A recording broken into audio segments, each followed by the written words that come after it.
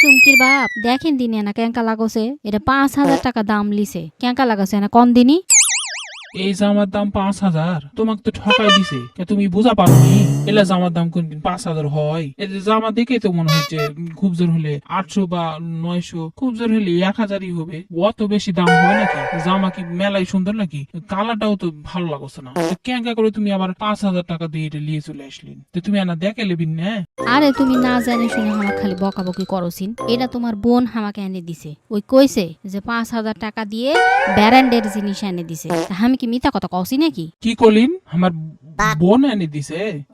আমার বোন এনে যেহেতু দিছে সেহেতু ভালো জিনিসই দিবে, খারাপ জিনিস কি আর দেওয়া পাবে ভাবি?